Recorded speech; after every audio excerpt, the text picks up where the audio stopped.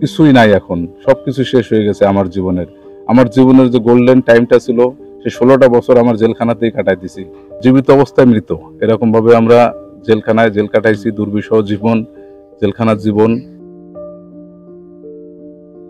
Stroke করে paralysed অবস্থায় পিতাকে বাসায় শুয়ে থাকতে দেখে 2005 সালে এসএসসি পাশ করেই চলে যান বিডিআর চাকুরিতে।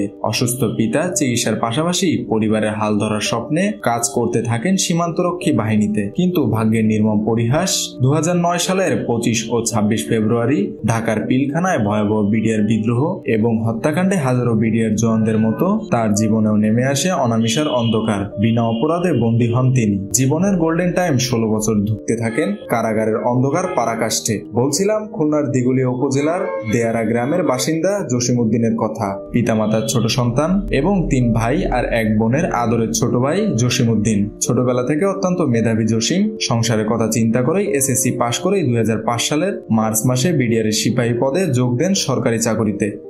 দেশের জন্য কিছু করার জন্য, আমার ফ্যামিলিকে একটু সাপোর্ট দেওয়ার জন্য, আমার বাপ মার মুখে একটু হাসি ফোটানোর জন্য স্বপ্ন নিয়ে বিডিআর চাকরিতে ঢুকেছিলাম। আমার মা দীর্ঘদিন আমার জন্য টেনশনে অসুস্থ হয়ে এক প্রকার বিছনায় পড়ে যাওয়ার অবস্থা হয়ে গেছিল। এরপরে আমার বাড়ি আসার পরে আমার মা আমাকে পেয়ে খুবই খুশি হয়েছে। এখন একটু ভালোর দিকে, সুস্থ হওয়ার দিকে গেছে।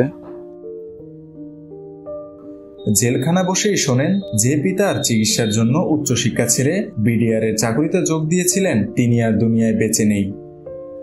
আমার জীবনের আমার সবকিছু শেষ হয়ে গেছে। আমার বাবা দীর্ঘদিন আমার টেনশনে স্ট্রোক করে বিছনায় পড়ে গেছিল। অনেকদিন বিছনায় থাকার পরে প্যারালাইজড হয়ে বিছনায় থাকার পরে হাঁটাচলা করতে পারতো না, খাওয়া দাওয়া করতে পারতো না, দুঃখে মারা গেছে। আমি তার জন্য কিছুই করতে পারিনি, না চিকিৎসার ব্যবস্থা করতে পারছি, না তার মুখে একটু খাবার দিতে পারছি। আমি কিছুই করতে পারিনি, তার মুখটা আমি দেখতে পারিনি। জেলখানায় থাকছি আমি তখন। 16টি বছর প্রতিদিন প্রতি রাত জায়নামাজে বসে যে সন্তানের মুক্তির জন্য দোয়া করেছেন মা, ঝরিয়েছেন চোখের পানি। জীবনের পরন্ত বেলায় সেই সন্তানকে কাছে পেয়ে আপ্লুত সেই মমতাময়ী মা।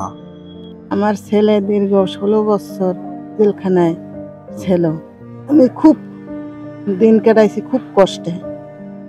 আমার স্বামী আজকের দীর্ঘদিন এই ছেলের টেনশনে সে স্ট্রোক করিয়া প্যারালাইসিস হয়ে সে অনেক দিন বুঝে সে মারা গেছে।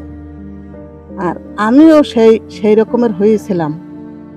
এই আমার ছেলে জসিম ছোট এ আসার পরে আমি একটু সুস্থ হয়েছি। এ ছেলের তো বয়স হয়ে গেছে, সে বেশ বয়স পার হয়ে গেছে। এখন ছেলে যে আমার সামনে আসছে, আমি এখন যে তারে বিবাহ করাবো সে আর্থিকও নাই। আমার ছেলে একজন না, 18,000 সন্তান, সবাই যেন মুক্তি পায়।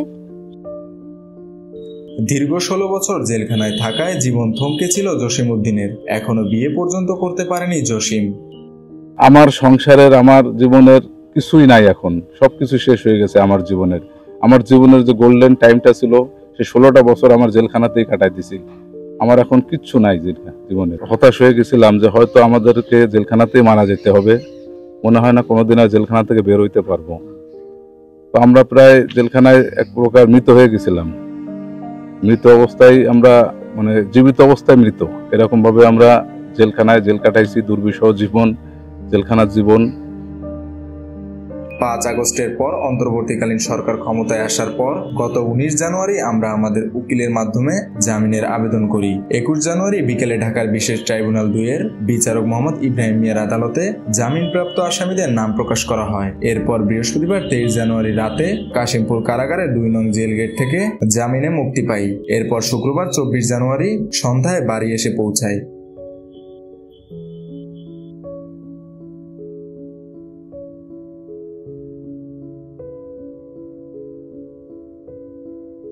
মেহেদী হাসান বাপ্পি, খুলনা গেজেট।